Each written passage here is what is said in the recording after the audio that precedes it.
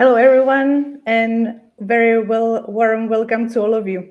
Thank you for joining us for today's CEE Animation Experience webinar. Usually, we focus on topics connected directly to the different phases of animated projects, as, for example, development, production, or distribution. But today, we are taking a slightly different but also very important approach. We would like to introduce you Keep Festive, an international initiative committed to creating safer, more inclusive environments at animation industry events that we all love to attend. Keep Festive is run by the Animation Festival Network that connects 5 leading animation festivals from Central and Eastern Europe. And this network includes AnimaFest Zagreb in Croatia, Anifilm in the Czech Republic, Festanca in Slovakia, Animest in Romania, and Animateka in Slovenia. I am super happy that we are joined today by 2 wonderful guest speakers representing also festivals behind this initiative. So here we are having Aneta Ozorek, Artistic Director of Kaboom Animation Festival, held annually in Netherlands, in Amsterdam and Utrecht and online. And also Anastasiya Verlinska from LINOLEUM Contemporary Animation and Media Art Festivals organized in Kiev.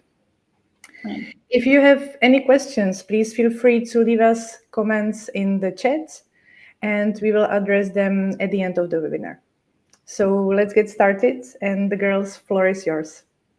Thanks. Thank you, Marta. Thank you. Yes, let's start with the film. Let's start with the first film.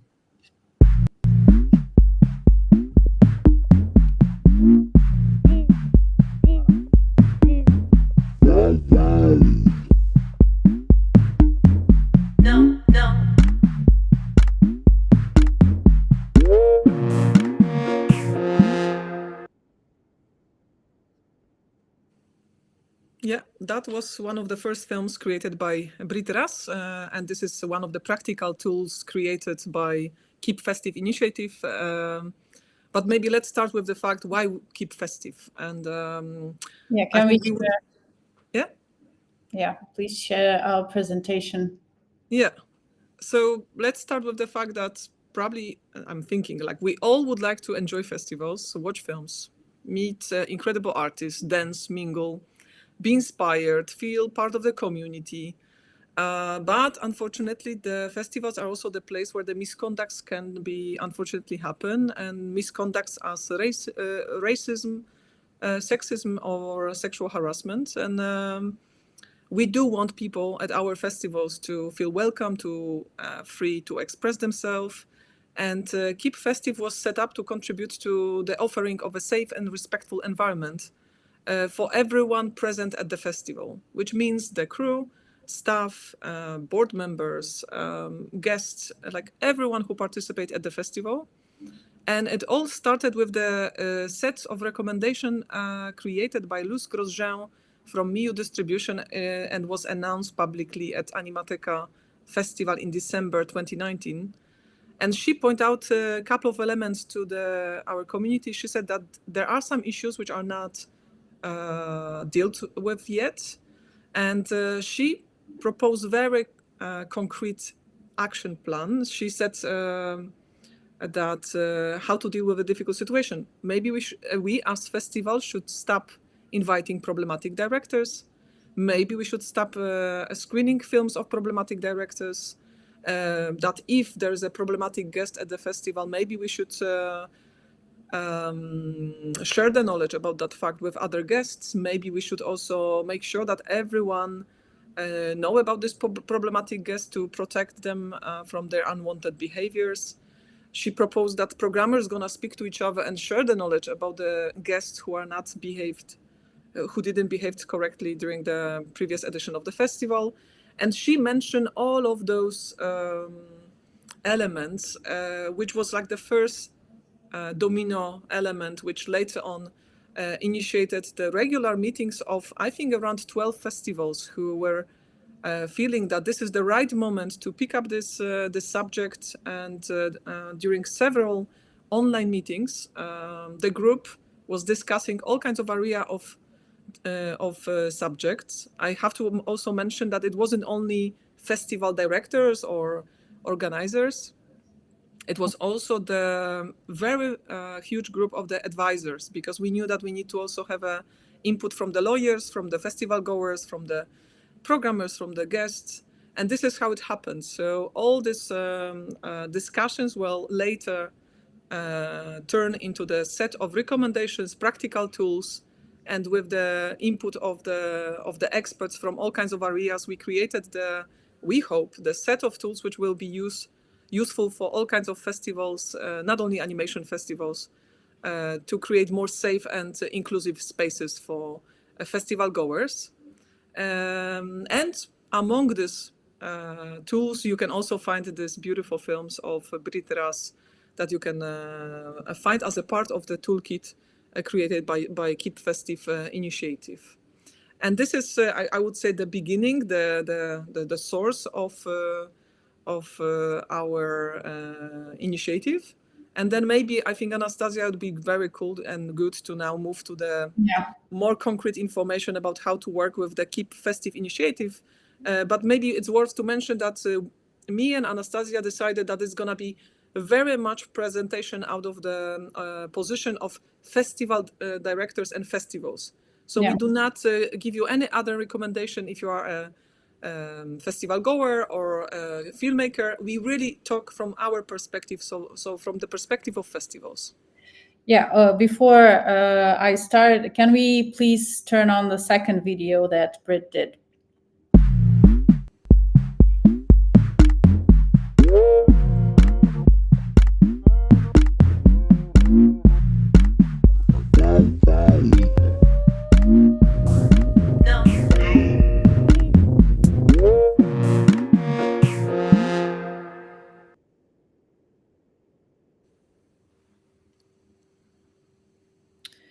So yeah, as Aneta mentioned, it is an initiative. In 2022, it was basically officially launched, and it consisted of around almost 20 festivals, not only festivals, yes, but also MIU distribution company that Luz is head of. And when we started to discuss and share our experience on how we're going to deal with all of it, what we're going to do, we understood that it's a pretty much complicated, complex topic.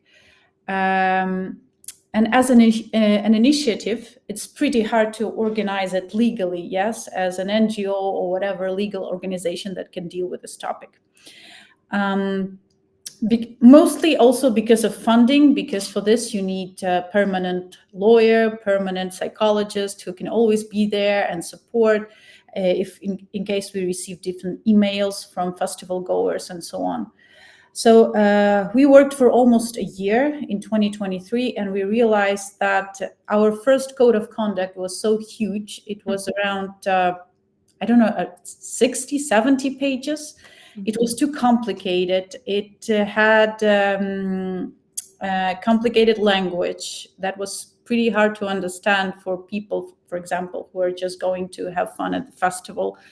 So we realized that there is no way we can create and deal with each specific accident or incident that happens at any festival. So what we're going to do, we're going to make a unified document that can be adjusted by any festival that wants to use it. Because also the thing is that every country that the festival is being held in has different legislation, its own laws, and so on. So in 2022, we made the first official talk at Animateca, and it's online. You can Google Keep Festive Animateca, and you can see our first discussion on this topic, which was pretty hot in terms of the Q&A session. So when we started hearing from people what's going on, we understood that this is something that we need to develop, to talk about, and really work on pretty hard and long. That's why it took for us almost a year to come up with the toolkit we're going to present. So first of all, if you're running a festival or an event, you should make sure that it's a safe and inclusive space. How you can do it? The easiest thing to do it is to declare the festival commitment to inclusivity and zero tolerance for harassment or discrimination. You can include it on your website, on your social media, in your rules and regulations. It doesn't have to be the whole code of conduct in the rules or regulation, but at least a link to it that you state that if you're submitting your film and in case you're selected and going to the festival, you have to understand that you'll have to abide these rules. If you are having a person of trust, information about all of this have to be on your main page, especially during the event. Because sometimes code of conducts are hidden in the menu, in the submenus of the submenus, and it's almost impossible to find. And when the incidents happen, the reporting person has to have the maximum easiest way to get to this information, where they can call or text or whatever. And in those rules and regulations, you have to promote shared responsibility, that participants are accountable for their behavior, meaning that in case of a severe violation, they can be expelled from the festival. They have to leave it, and that's it. So make sure that all of this information, that you have it. We will share later our unified toolkit that you can also use at your festival. Aneta, now it's your turn. Yes, I think as a festival, this is the part two. So one is already, of course, declare that you are a part of the festivals who are interested in creating safe and inclusive spaces. The other is also clearly define the behaviors which will not be tolerated. And we can already bring you a couple of examples of tools which we as festivals use to reach that purpose, but we do recommend websites, posters, for example, on the doors of toilets. So it can be also like you can use the toilets of the venues. And of course, the screening with the special slide with the QR code where everyone can find the clear information about the person of trust. And you have to also address what kind of behaviors will not be tolerated. And of course, harassment, verbal, non-verbal, physical, crossing the boundaries of someone's safety and comfort, including inappropriate sexual behavior. And with inappropriate sexual behavior, we mean all sexual acts, treatment, or communication that takes place without consent. And this can be non-verbal, verbal, physical, or physical of nature. Like examples, it can be sexual comments or jokes, repeated sexual advances, unwanted physical contact. So this is one of the groups of behaviors which cannot be tolerated at a festival.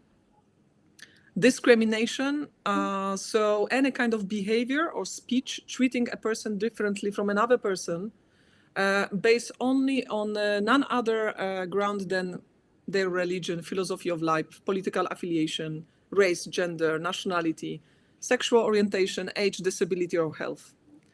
And if what will be also not tolerated, and you should state it clearly in your rules, bullying, stalking on any kind of threats. And that means that any forms of intimidating behavior by one of the or more staff members or guests directed against a staff member of a guest will be not accepted. And maybe it's also relevant that all this information, as I think Anastasiya already mentioned, have to be, from the definition, very easy to find. So again, any kind of, the more places you're gonna put the information about Keep Festive or a person of trust or any kind of way of finding a person in case of trouble, that will make the situation and the process of dealing with this event easier for you and for your team. Yeah. Well, if we can now show the QR code to download our toolkit. We basically, what we came up with is a code of conduct that you can adapt to your needs of your festival or the way it operates. It's a report form, videos, and also the logo that you can use on your promo materials. And again, like, we are repeating some of the information, but it is important that you have to display the logo of Keep Festive if you are using our materials and code of conduct everywhere possible, before, during the event as well. For example, if you have participants who are already coming to your event, make sure that they are aware of your code of conduct, because in case, again, something happens, they will say, we didn't see, we didn't sign, we didn't hear, and so on. So they should be made aware of your code of conduct. Reporting channels. For example, those videos that Brit did, there is, in the end, you have a couple of seconds that you can put on the email or the telephone of the person of trust that you, of course, have to appoint during your festival. Again, we know that not all the festivals have the budgets, for example, for hiring a person of trust, and usually the festival organizers themselves deal with this with the incidents. But in every country, there is an NGO that actually works with this kind of incidents, and maybe it's good to just get in contact with them and ask them for help during your events. And in the code of conduct, there should be also a case management protocol, like step by step, what will be done in case of incident happens. It's important to have this also like even more for the reporting person, for example, because when you're a victim of a harassment, it's important for you to understand that this information will not be shared with a third person, or it will be confidential. Everything you don't want it to go outside of this particular incident will stay between you, the person of trust, or between you and the festival management. Yeah.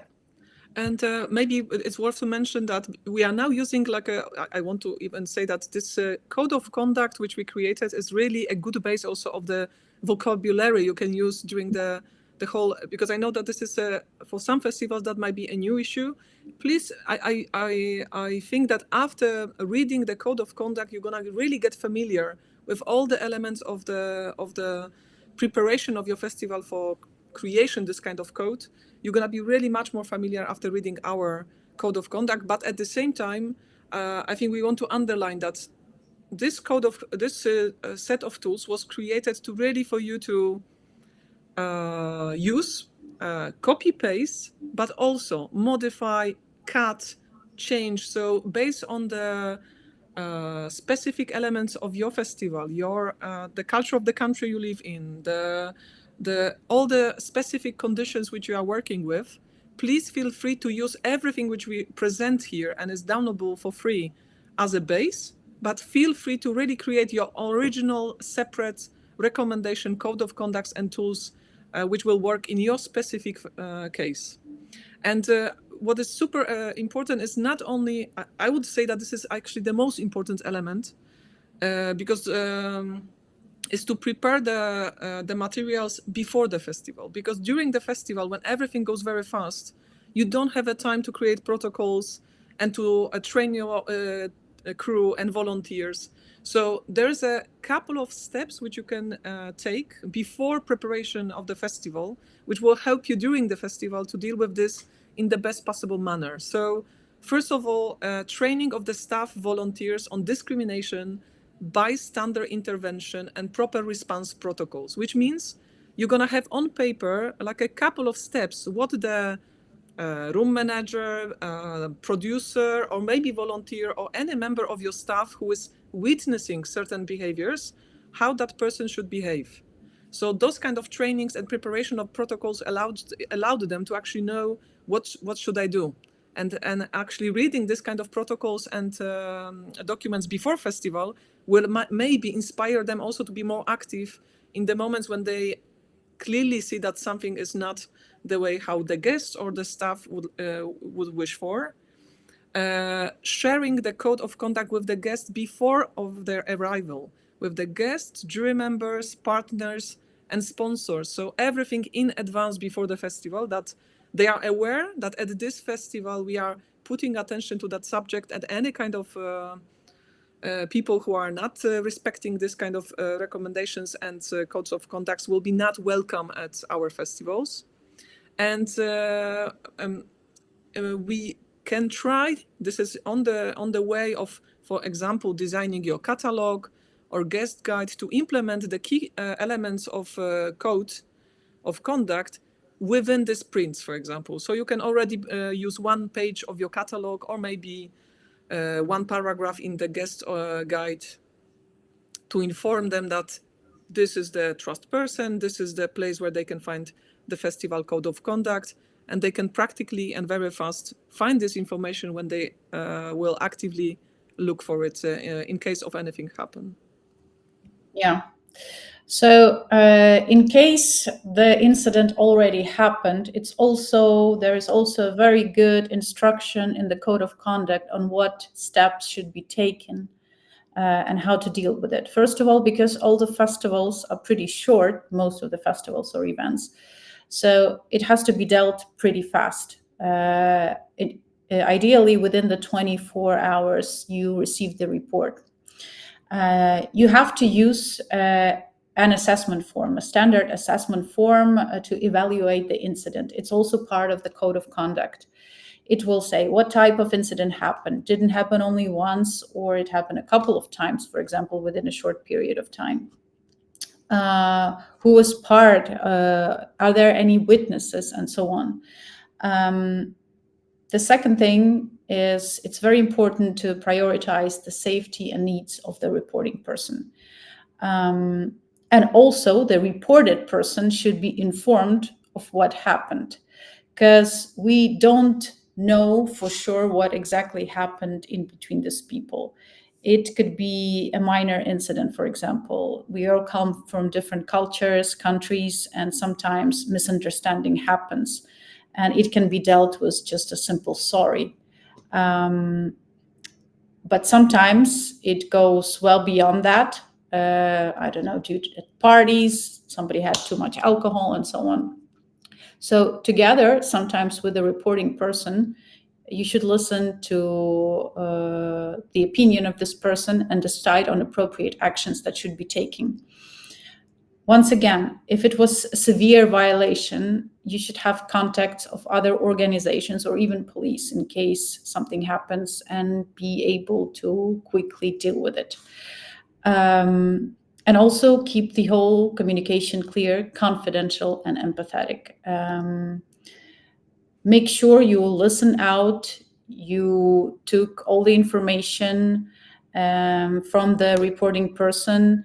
Make sure the reported person is aware. Try to find any witnesses if there were witnesses. And here's also why you should train your volunteers and the team. So even especially during evening parties or screenings, after screenings and so on. So they would keep an eye on what's going on. And in case they see something, they can prevent it also. Yeah, so this is actually gonna be a bit sum up of everything which Anastasiya just said. So this is the core rules of dealing with unwanted events at your festival. Urgency.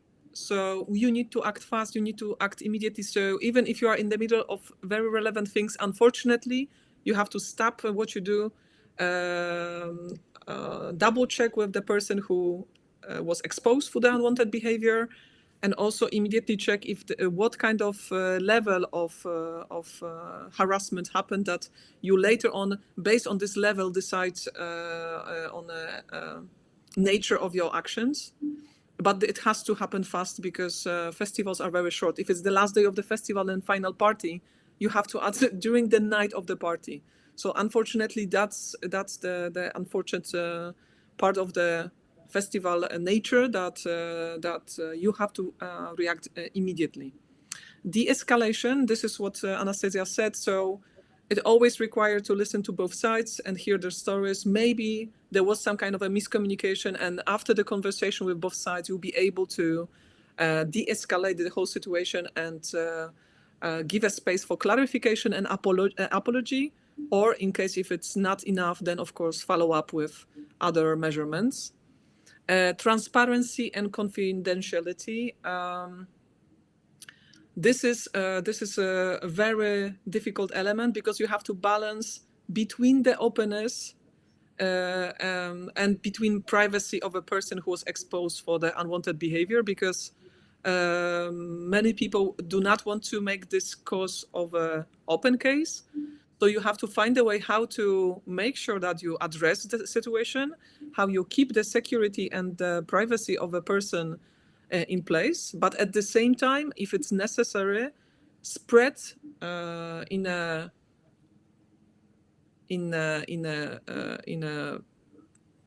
minimal way the information among other guests to make sure that those kind of behaviors will be not repeated towards other guests of the festival.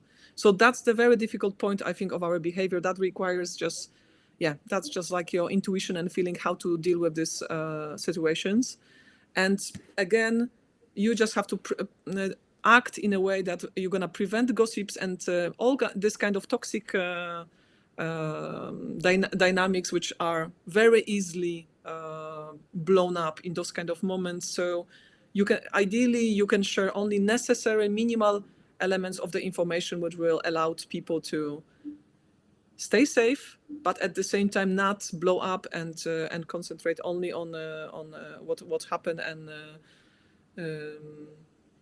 or blow the gossips to the level that would be unimaginable to moving forward after this kind of situation. So this is the core rules. I believe that maybe during the Q&A we will come up with a couple of more, Anastasiya.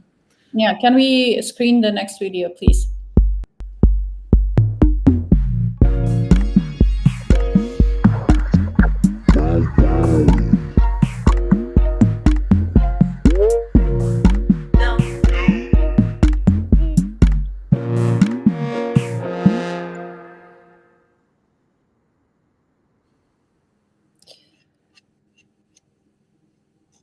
Yeah, that's the film about something about the hierarchical relationship and the position of dominant position in industry. So I think lots of things which happens in those kind of situations comes from the fact that there's some kind of a disproportion in the positions of two participants of a festival. But let's move on to the very practical ways of how to use the complaint forms. Yeah, exactly. So I'm about to share it. Please tell me if you see it or not. Mm-hmm. Yeah, we can see it. Great. So the complaint form we did is actually pretty simple. You can put your festival name here. Why do we need complaint forms? Basically, if the reporting person did not fill in a form, there is no incident.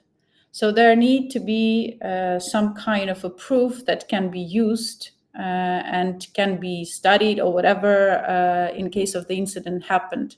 So of course, not everyone is ready sometimes to share this information, but unfortunately, otherwise it can be considered as a rumor. So you have to make sure that the information in this form is accessed only by people who are basically the main festival management or the person of trust. And here you have, what did I do? Okay. So here you have basically, yes, the name of the reporting person, the contact information, type of complaint. So there are different types of sexual harassment that might have happened. There is a discrimination issue or record success or disclosure, meaning someone, for example, shared the sensitive information or your private information with other people you didn't want to share. Daytime of the incident, location of the incident, respondents, so the reported person, the person who violated your rights, witnesses in case there were any, and a summary of complaint.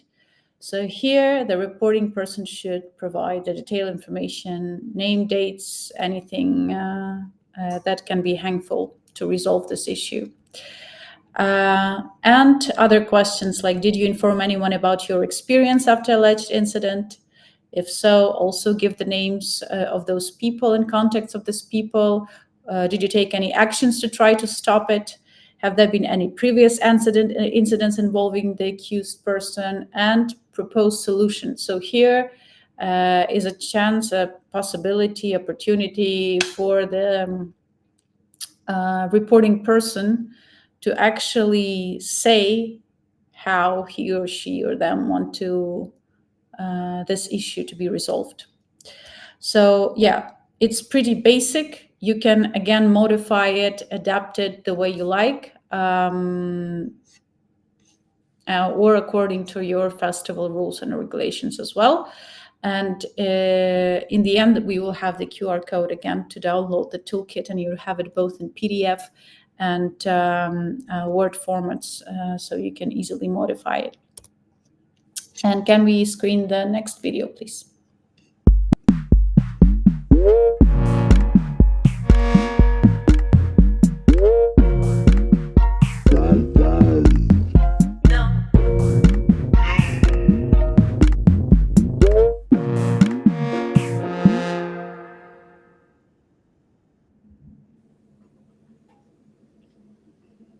Yeah, Anastasiya, going back a bit to your forms, maybe it's also good to mention that priority always goes to protection of a person who was exposed for the unwanted behavior. But creating this kind of protocols, creating some kind of a sign that something actually happened and will allow us in the future to deal with this kind of unwanted behaviors with other festivals or other industry events. So this is really relevant that festivals are doing this reports. I would say at this point that it's even possible that you're going to do it without the person who was affected by this situation, but you're going to do it as a staff member who was witnessing this kind of situation, that there's any kind of mark that this event actually happened. Yes. And well, there are, as I also mentioned before, there are different ways of dealing with violation. And actually, this was the most complex topic for us. Yes, for us as festival organizers, what should we do with the reported person or with a person who violated code of conduct? Yes, our code of conduct. So first of all, it again depends, first of all, if this happened only once and it was a misunderstanding. So it can be just a verbal warning, and that's it. If it was, again, a more severe violation, that it can be limited access, for example, during the festival itself. So the reporting person and reported person will not be in the same space at the same time. And full exclusion, well, it's in case there was a severe incident that we ask the reported person to leave from the festival. And if this is part of your code of conduct that was communicated before, you have the complete right to do that. Then there was another question, for example, if the person is repeatedly violating code of conducts of different festival or repeatedly misbehaving, what should be done? And different festivals, of course, treat it differently. For example, the main question was, can a person's work be banned too? If a director, for example, has been found in numerous sexual harassment incidents, some festivals can ban the person, but not the film, for example, but the work will be still screened. Someone can do both. And to be honest, it's up to every festival, or we realize that we cannot give a unified advice on this one. Same goes with sharing information in between the festivals. If you know that there are proved incidents that was proved violations by this particular person, sometimes one festival can share this information with another festival if it sees that this particular person will be there. So sometimes sharing information is vital, but only if this information is proved. Otherwise, those are rumors, and you can be actually sued in case you're spreading rumors to other festival and this particular person just finds out about it. So sometimes, yes, there is no report, as we said before, but there is a victim. Unfortunately, not much can be done in this situation. Of course, the victim will be heard. You have to talk with a reporting person. You have to listen what happened. But without a written report, it's pretty hard to deal with the incident overall.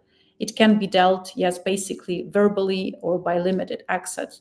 But you cannot share this kind of information with other festivals because there is no proof, written proof that something actually happened. So this is why Keep Festive, at Keep Festive, we realized that it's really hard to work as a legal organization on this. And we basically ended up an initiative that gave just a basic tools that others can use. Yeah, I think that's what I And wanted. this is, but this is already, I would say, a lot, because I know that instead of inventing the wheel from the scratch, by using the folders of Keep Festive, you are really getting the really discussed for months content, which is really like a great base to create your own perfect model of Keep Festive recommendation. So use it as much as you want. And I'm just maybe sum up all this thing in some kind of a set of practical rules. So again, bring some things for which we said before, some questions which you sum up. So again, very practical solution if you want to have a tool to ask a person who is behaving the way that you don't want out of your festival. Make the code of conduct part of every registration packet. So when someone is signing in and filling in the application, there's one tick box that that person approve code of conduct. When that person do that, then when that person is not acting according to the code of conduct, you have the full right to ask that person to leave the festival. That's a very practical little thing. Use the visual reminders, coasters, badges, or posters to remind people that there are ways of using of reacting in case of unwanted behaviors and any kind of harassments they're gonna be witnessing. Empower volunteers to report and support, because your volunteers gonna be everywhere. They're gonna be answering all the questions. They're gonna be all the time everywhere during the parties, during the exhibitions. They're gonna be really everywhere. So that's your a bit eyes and ears of your organization. So if you're gonna train them correctly about how to react in this kind of situations, they're gonna be your first guards of the keeping your festival safe and inclusive. You can write the number to the trust person on your lanyards, on your badges, or whatever place you're gonna find which is exposed enough to make it clear for everyone. I would say also do not act on rumors, because that's not gonna help your festival to be also inclusive, but at the same time, do not ignore them. So if you also had some kind of information about one of the guests, staff member, or anyone participating in your festival, make sure that you are also maybe have an extra pair of eyes in that direction. And of course, again, build your own internal policy based on the Keep Festive model. So you can just use everything which is in this package to create like a great package for a start package for your festival.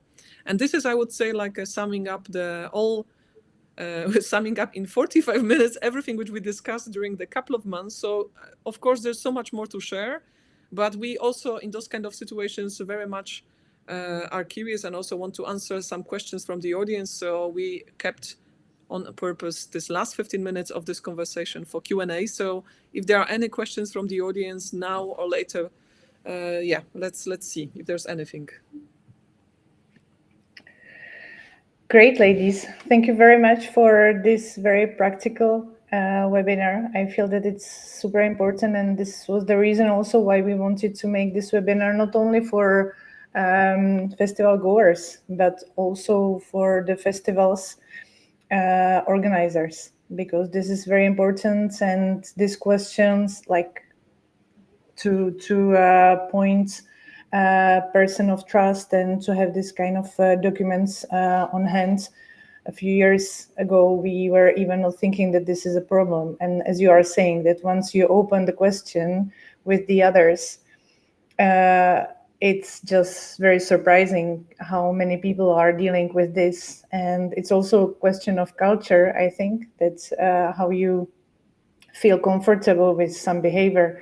In some countries, it's different from the others. So it's also important to take this into account. And it's very important to have this kind of discussion, and very nice to have everything on paper.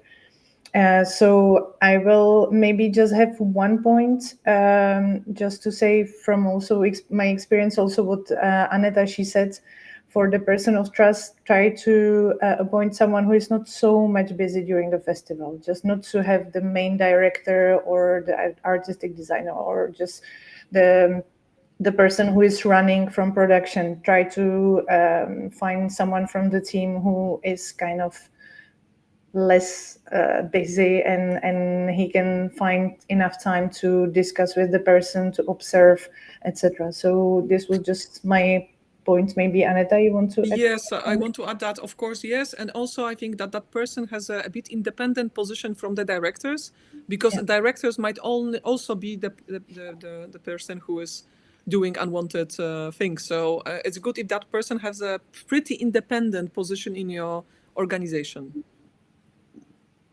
Maybe I should switch the slide while we are having questions for the download kit. Yeah. Yeah. Okay. People, they can. Can we have the or the QR code? Yes, QR code here. Yeah. Okay. One question. Is it possible, for example, for some organizers to contact lawyers from Keep Festive, or just some lawyers that they are more aware of this initiative, and just to reply some questions if they want to, for example, have a consultation, or to speak with, just to discuss some topics or some cases, just to kind of consultation, if this would be possible, or if it should be really related to each country, and everyone should find the lawyer in the respective region. Yeah, I think we can of course share the contacts to the lawyers which we work with, because that was an international group, I think, of 12 festivals from 12 different countries. So that person really tried to give us some answers. But I would really recommend to find first maybe organization, if there are existing like this in your country, organization of which help you to find a person of trust. Because in those kind of organization, there's people are already after the in-depth training, and they already, if they are active in one country, in the country of your origin, they probably have much deeper knowledge about of what kind of possible solution are there in your country, and not only on the European scale. So I would say in general, of course, we can give the contacts to the lawyers, but we would recommend to find the local sources of organizations, NGOs who are already working in an area of person of trust and harassment at the workspace or festival events or any kind of events. Yeah, I just can add that Keep Festive doesn't have a permanent. Well, Keep Festive is initiative once again, so it's basically all of us involved in it equally, and we don't have a permanent lawyer. We did contact and hired a law company to help us develop the code of conduct, but then yes, it came up to that every country there is a general EU legislation, then there is the legislation of each country, and so on. So it's too complicated for us to have some unified law company that can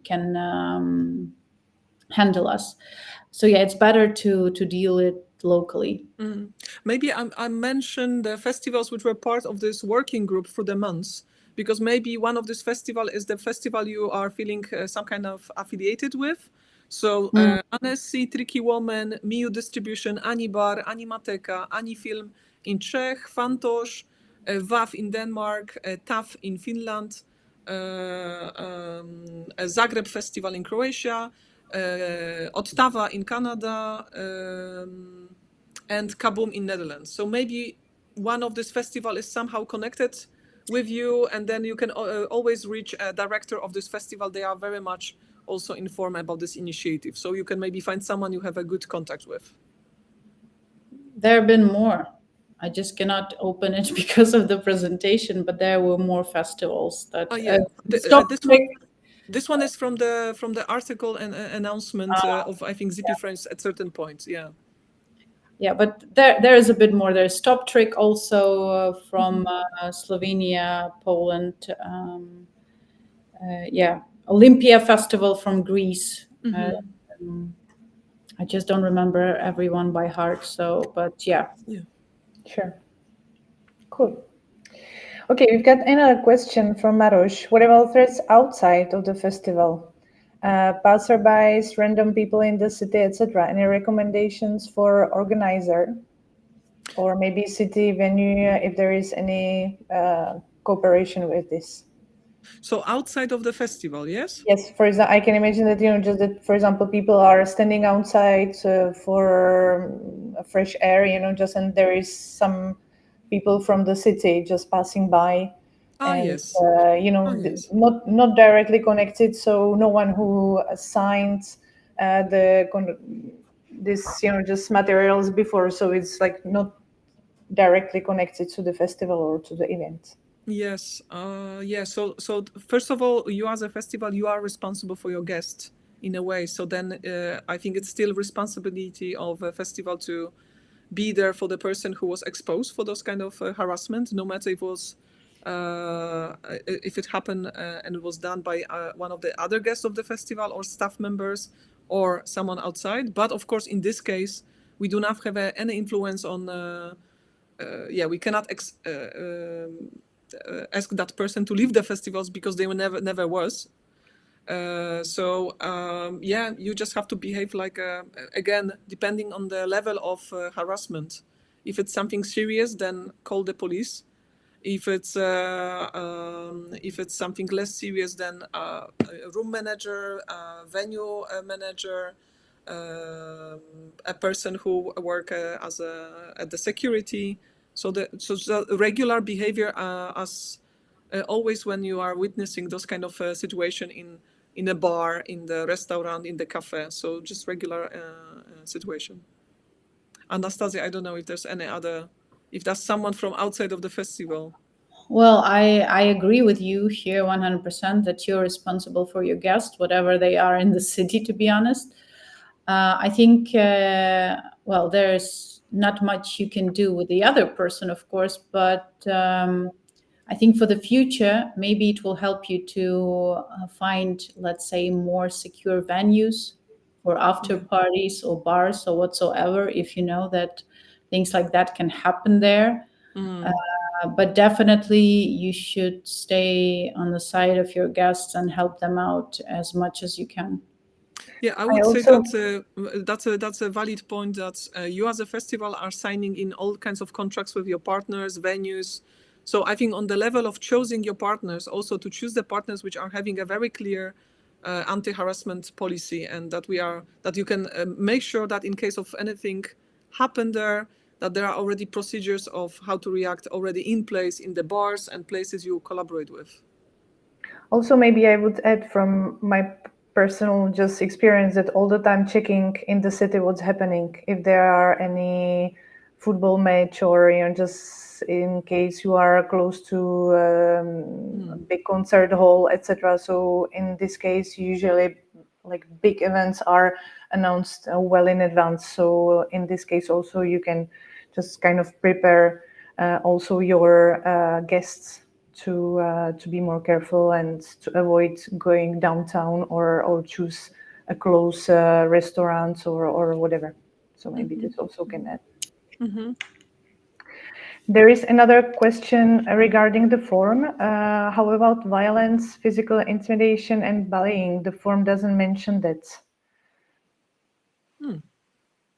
So I can imagine that in any case, I think that you can still adapt. It's what was said.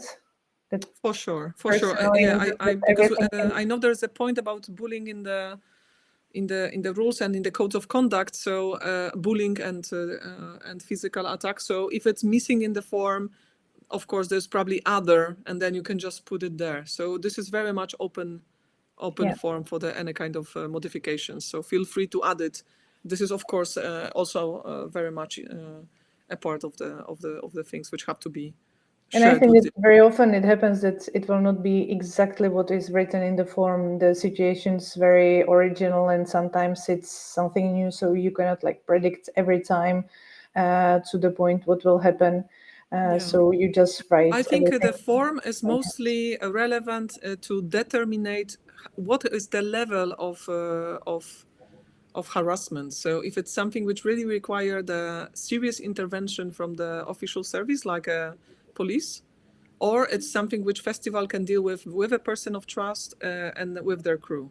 So that's the forum, and also later on to realize if that person is really was who committed this kind of harassment, if that person, if that was something very serious or a bit less serious matter. So that's why we collect it in the form. I But fell of course, out for 5 seconds, so if you can repeat the question, please. that was a question about the missing two elements in the form, about the bullying and the physical attack. So if that was not among the points to include, but then I was just answering that this form you can always add any kind of format of unwanted behavior Yeah. which appeared at your festival. So this is very much open. Yeah, there's like this other that you can fill Yeah. in if anything else happened. Yes. Great. Anyway, if you've got any questions and it appears that you will watch the webinar later on, we will not be here for your questions. Please do not hesitate to write either to my email, which is mentioned in the comments, or there is also contact to the initiative Keep Festive, where they will reply much better than me I can do. I will just forward your question. Maybe Anastasiya, if you can mention those people who should be contacted or where to find a contact.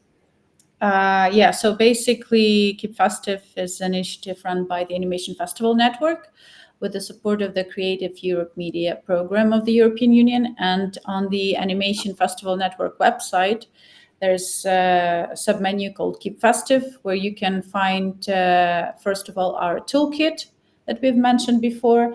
And also there is contact from Katja from Animateca in case you need to have the videos that Brit did for Keep Festive Initiative. You can directly email her. Her email is there, and ask for the videos and then show them before your screenings.